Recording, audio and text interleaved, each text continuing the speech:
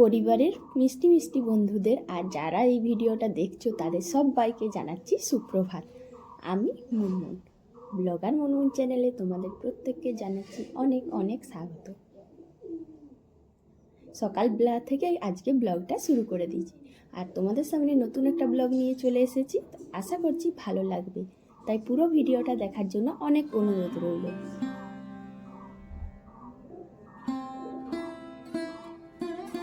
সকালবেলা উঠে এই যে উঠোনটাই ঝাড় দিচ্ছি আর কাকিমা দেখো তাড়াতাড়ি হন্তদন্ত হয়ে যাচ্ছে।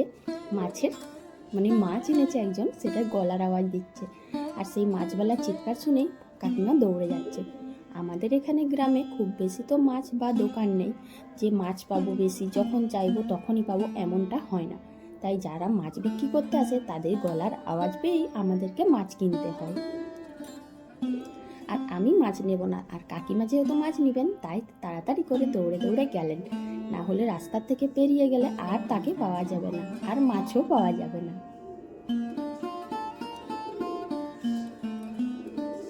উঠোনটা তো ঝাড় দিয়ে দিয়েছি আর এখন দেখো এই যে ফুলগুলো তুলতে চলে এসেছি। তো জানো তো বন্ধুরা, আমাদের সংসারে তো সারা দিন অনেক রকম কাজকর্ম, কাজের কোনো অভাব নেই, কিন্তু একটু বুদ্ধি আর পরিশ্রম করে গুছিয়ে কাজগুলো করলে দেখবে সংসারের সব কাজকর্মগুলো ঠিক টাইম মতো হয়ে যায়। সংসারে তো কাজকর্ম একটার পর একটা লেগে থাকে, আমাদের জন্য যেন পুরো রেডি হয়ে থাকে যে এটার পর ওটা, এটার পর ওটা। কিন্তু একটু যদি বুদ্ধি আর পরিশ্রম করি তাহলে সংসারের সমস্ত কাজগুলোই দেখবে সঠিক টাইমের মধ্যে খুব সুন্দরভাবে গুছিয়ে শেষ করা যায়, আর এতে করে কোনো সমস্যাও হয় না। তবে পরিশ্রমটা কিন্তু অবশ্যই দরকার হয়, আর সঙ্গে একটু বুদ্ধি খাটিয়েও করতে হয়, আর না হলে সারাদিন শুধু কাজ করে যাব, অথচ দেখবে সময়ের মধ্যে কাজও শেষ হচ্ছে না। আর এত পরিশ্রম করবে অথচ সময় যদি কাজই না শেষ হলো তাহলে আর কি লাভ। তো চলো বন্ধু, পুরো ভিডিওটা দেখো, আশা করছি ভালো লাগবে। ফুলগুলো তুলে নিয়ে এসে এখন বিছানাটা ভালো করে গুছিয়ে নিচ্ছি, আর এই যে ভালো করে ভাঁজ করে করে রেখে দিলাম এই ব্ল্যাঙ্কেটটা।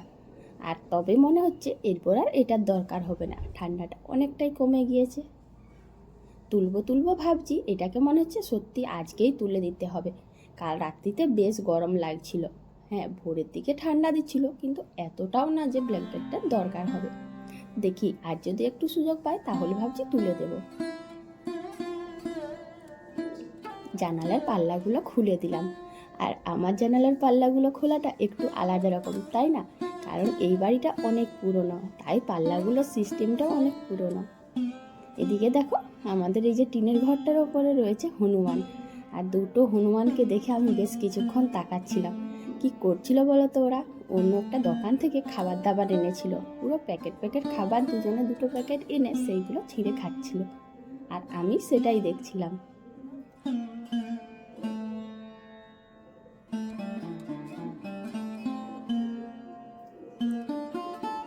এখন বাড়ির মধ্যে ঢুকে গিয়েছি, আর বাড়ির প্রায় সব জায়গায় ঝাড় দেওয়া হয়ে গেছে, শুধু আমার রুমটা বাকি আছে। তাই ভাবছি একেবারে এই রুমটা ঝাড় দিয়ে সব ধুলোগুলো বাইরে বের করব। আর উঠোন তো ঝাড় দেওয়া হয়ে গিয়েছে, তাই আর উঠোনটা দেওয়ার এখন দরকার নেই।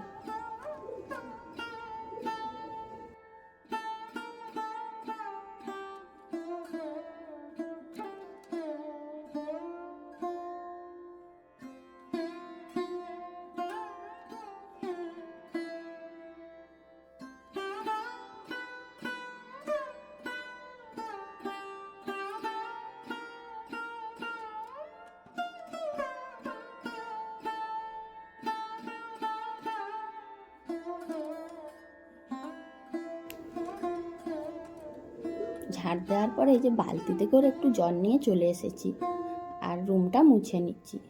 তো ওই যে দেখছো যে পালঙ্কর সাইডে যে গলিটা রয়েছে ওদিকটাই আজ মুছলাম না, কেন বলো তো? কালকে ছেলে একটা জল বোতল ফেলে দিয়েছিল, আর পালঙ্কর নিচের থেকে গড়িয়ে গড়িয়ে এসে পুরো ঘরেই জল ছিল, যার জন্য ওটা মুছতে হয়েছে পুরো রুমটাই। তো ওই জন্য ভেতর দিকটা আর মুছলাম না, এই সামনেটাই মুছে দেবো।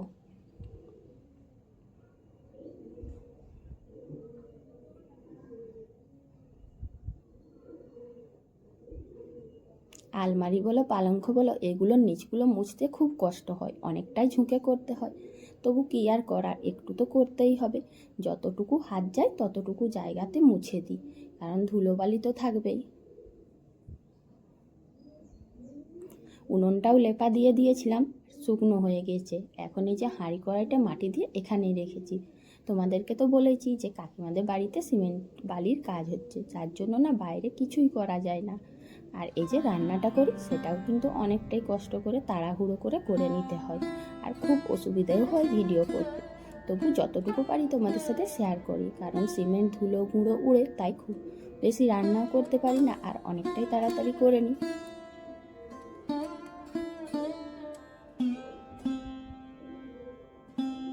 এখন উনুনটাও জ্বেলে নিচ্ছি যে রান্নাবান্নাটা একটু তাড়াতাড়ি করে নিই। দেখো বন্ধুরা, সংসারের এত কাজকর্ম যে বলার নেই, একটার পর একটা লেগেই রয়েছে। আর সবজিতে করছি এই যে লাউ খোসা আর আলু ভাজা। একটা বন্ধু বলেছিল লাউ খোসার ভাজা কিভাবে হয়, মানে যারা খাও না তারা কিন্তু এটা জানো না। সত্যি এই লাউ খোসার ভাজা খেতে কিন্তু অপূর্ব লাগে। লাউটা খাওয়ার পর আমরা লাউটার খোসাটা ফেলে দিই, এটা কিন্তু একদমই করবে না। লাউ খোসার সঙ্গে আলু যদি মিশিয়ে দাও, বা যদি শুধু লাউ খোসাটাই ভাজো, একটু মোটা করে খোসাটা কাটতে হবে যখন লাউটা কাটা হয়। তো দেখবে এই ভাজাটা খেতে কিন্তু দারুণ লাগে। তাহলে কি লাউয়ের খোসাটাও আর ফেলতে হলো না, আর লাউটা তো খাওয়াই হলো। মানে দুটো জিনিসই আমাদের প্রয়োজনে পড়লো, একটাও আর বেকারভাবে বাদ গেল না।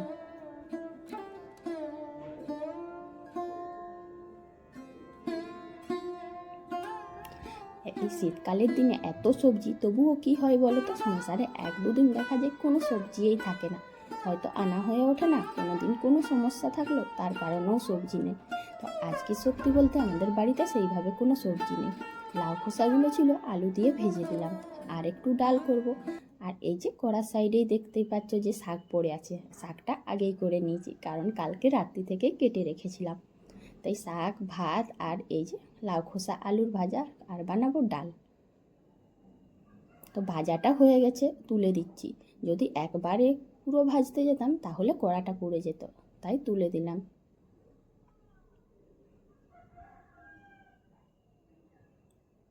এই পাইপটা কি বলতো বন্ধুরা, অনেকেই কিন্তু আমাদের বাড়ির পাশে যারা থাকে তারা দেখে বলে এটা আবার কী রকম।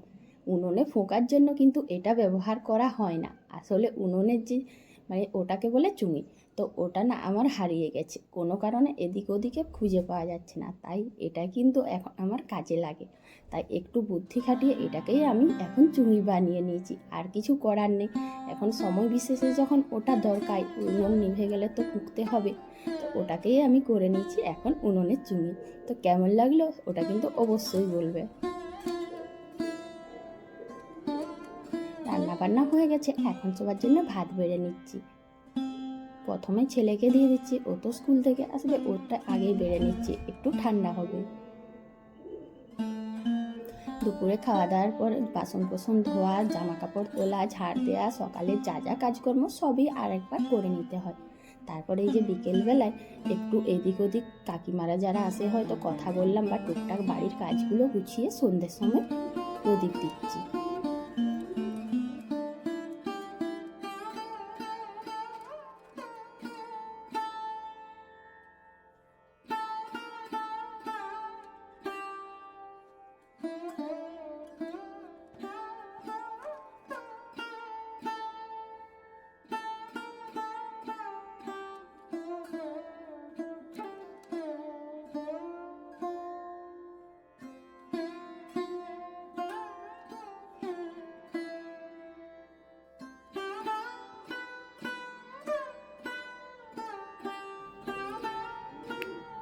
সন্ধেবেলায় তুলসী থানে প্রদীপ দেওয়া হয়ে গেছে। তারপর হয় আর এক সমস্যা, প্রতিদিন সন্ধ্যের সময় ছেলের আবদার, মা এটা বানাও ওটা বানাও, এটা খাবো ওটা খাবো। আর আমরা গ্রামে থাকি, তো কি হয় বলো তো, কিছু জিনিস যে কিনে দেবো ছেলেকে সেটারও উপায় থাকে না। আর সব সময় সব খাবার বানিয়েও করা সম্ভব না, এতে কি হয় বাড়ির সবার জন্য করতে হবে, আর অনেকটা সময়ও যায়, অনেক খরচাও হয়। তো কালকে খেয়েছিল দুধ বিস্কুট, আজকেও চাইছে, কিন্তু রোজ তো আর সম্ভব না, দুধ বিস্কুটে কি আর পেট ভরবে। তো ও, আর তাছাড়া কি বলো তো, বিস্কুটটা বেশি খেলে ক্রিমিও হয়। তো সেই জন্য বললাম আজকে তোকে সেই ট্রেনের মতন মশলা মুড়ি বা ঝালমুড়ি যেটাকে বলে ওটা করে খাওয়াবো। আবার ভয়ও লাগছিল যে খাবে কি খাবে না। তো চানাচুর, শসা, টমেটো, পেঁয়াজ সব কিছু দিয়ে মাখিয়ে দিচ্ছি। আর জানো তো ওকে মানে এটা দিলেও ও কিন্তু ধরে নেবে যে এটা ট্রেনে যেরকম পাওয়া যায় সেরকম না। তাই বললাম তোর সাথে গল্প করে করে খাবো। আর ওর সাথে বিভিন্ন রকম কথা বলে বলে খাচ্ছি বলে ও কিন্তু ধরতে পারেনি। যে বাদামগুলো ছিল চানাচুরের মধ্যে সেগুলো বেছে খাচ্ছে। আর জানো তো বন্ধুরা, আমার ছেলে কোনো খাবার চিবিয়ে খায় না, তাই একটু চানাচুর দিয়েছি যে এই চানাচুরের বুট ভাজাগুলো একটু চিবিয়ে খেলে দাঁতটা শক্ত হবে। দুজনে গল্প করে করে সন্ধ্যের সময় প্রায় সব মুড়িটাই খেয়ে নিয়েছে। ওই খেলো, কারণ ওর সাথে গল্প করছি, ও বুঝতেও পারলো না যে ও কতটা মুড়ি খেলো। ওকে যদি একা খেতে দিতাম তাহলে হয়তো খেত না। তো খিদে পেয়েছিল বলে দেখো আমার সাথে গল্প করে করে মাথাটা ঝুঁকিয়ে বেশ ভালোই খেয়ে নিচ্ছে। আর আমারও খুব ভালো লাগছিল। আর ও যদি 3বার নেয় আমি 1বার নিচ্ছি, মোটামুটি ও খাবারটা যে খেলো এটাই যথেষ্ট। তারপর ওকে বললাম পড়তে বসে যা। তো ছেলে পড়তে বসে গিয়েছে, আর আমি এই যে পড়ার সময় যে বাড়ির মধ্যে টুকটাক কাজগুলো থাকে গুছিয়ে নিচ্ছি। ওর পড়ার যা যা জিনিসগুলো ছিল, লেড, রাবার, ড্রয়িং করা যে পেপারগুলো ছিঁড়ে গিয়েছিল, আর এই যে মলার পেপার মানে যেগুলো আর প্রয়োজন নেই সেগুলো ওই কাঁচের শোকেসটাই ঢুকিয়ে দিচ্ছি। হয়তো হঠাৎ কোনো সময় প্রয়োজন হতেও পারে, বলা তো যায় না। তাই আমি কোনো জিনিসেই ফেলি না, ভালো করে প্যাকেট করে রেখে দিই। ছোটোখাটো জিনিসগুলোও অনেক সময় অনেক প্রয়োজনে পড়ে।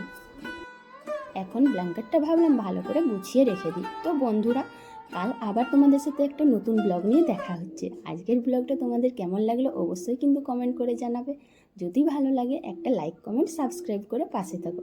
তো আমাদের সমস্ত বন্ধুদের অনেক ধন্যবাদ। তো চলো সবাই টাটা।